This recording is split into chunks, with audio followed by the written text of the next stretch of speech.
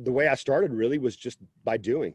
I'd already been doing it a little bit in Texas, but when I moved out here, I was like, all right, dude, you're now doing this like full time for a living, aside from bartending at night and having some 23-year-old kid, even though I had a law degree, boss me around and make me cut limes in the basement of a place called Miyagi's off Sunset so I could pay the bills. Yeah. And that was a very humbling experience for me, having a law degree and like literally, I'm not kidding when I say cutting limes in this huge 5-gallon tub in the basement while I was pursuing this career. Yeah. But when I moved out here, I was still doing some of the acting because I figured, again, like I talked to you about previously, it was a good way for me to meet people. I knew I wasn't a good actor. I knew I'd never wanted to be an actor, but I would get these commercial gigs because I was like the 6'1" Latino dude that played the young dad. I was going to say, man, I got to say this, Hob, not to interrupt you, but for those of you that are just listening on the podcast, I would strongly encourage you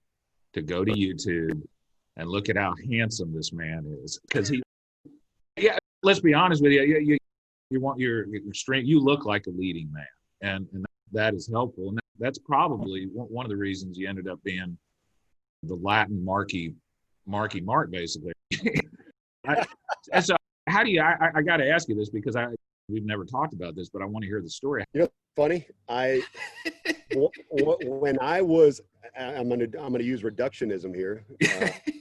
But when I was dating a girl in school who wanted to be a model. I went to this Model Search America thing. It was like this huge national modeling thing.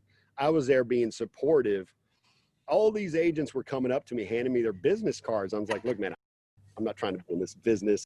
I'm fascinated by film. I want to get into producing and maybe filmmaking, but not modeling and acting. Yeah. And just on a whim, I remember one of the guys, he was an agent in New York. His name was Anthony Higgins. I'll never forget his name. His card was sitting on next to my nightstand. And I was like, what the hell? I'm going to give this guy a call. Yeah. So I call this guy up and he's, man, I love your look. We don't have any Latinos on our roster. You're tall. You're a half-breed. Tall, dark, and handsome. You were a cowboy. I don't know about the tall, dark, and handsome. He's like, you were a cowboy. I can sell all that stuff. We can do beer ads with you, yada, yada. So he flew me out to New York and they did a test shoot with me. And the rest was kind of history. I ended up signing with a pretty big agency called Wilhelmina Models. I don't know if you've heard of them. And then that sounds familiar. Yeah, Ford and Wilhelmina. And I was much skinnier back then, and promise you, did not look, for whoever's watching this, did not look the way I look now. Yeah. And I also worked with a big agency in Dallas for a short stint called Kim Dawson, which is a big agency out of Dallas, Texas. And that's where it all started for me, like in terms of, I was able to pay the bills doing that, right? Yeah. Fly all over. They'd fly me out I'd fly out to places like Spain and do a beer commercial for a week and make a lot of money. Back then, those commercials were paying a lot of money. Yeah. One, in fact, was like a non-alcoholic beer where they wanted me to ride a bar stool. None of our buddies ever busted your balls about any of that stuff, I'm sure, right? In all seriousness, modeling is a form of storytelling. What they're doing is they're putting together ads that tell a story to try to sell a particular product.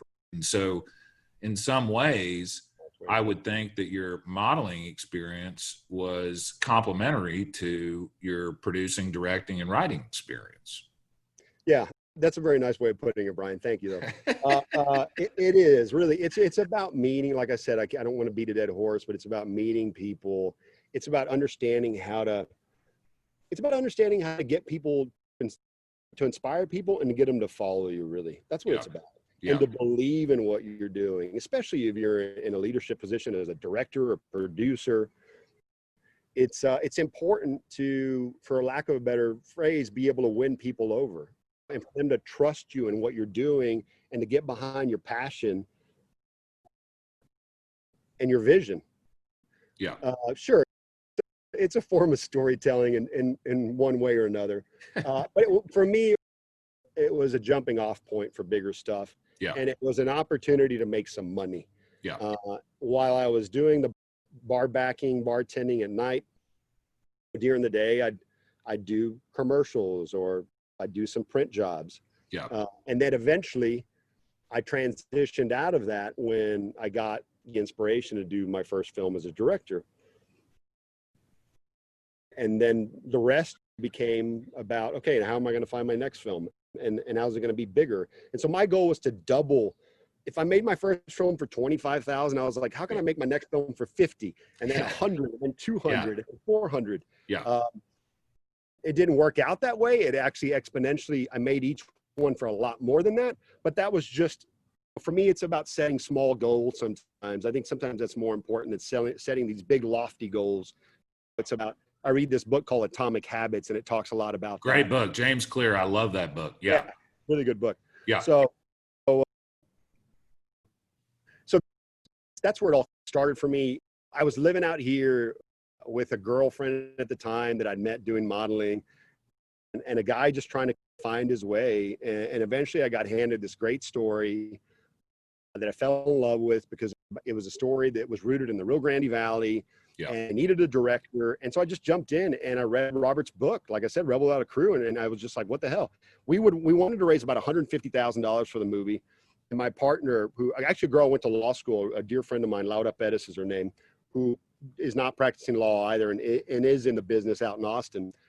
Her and I set a goal of she was going to produce the film, I was going to direct it. And we said, we're going to raise $150,000 by this date. And if we don't, whatever we have, we're going to go out and make the movie. And that's how you got to do things. The train has to leave the station. And I think people don't really take you serious until you say to them, hey man, the train's leaving the station. We're doing this. Yeah. People sit around and talk about doing things in this business, talk about writing, talk about filmmaking, but they don't actually do. Yeah. And that was a valuable lesson to me. Like the second we did that, it was incredible how much support we got and how people really got behind our vision and passion for the story and got us to the finish line. And that's what it's about.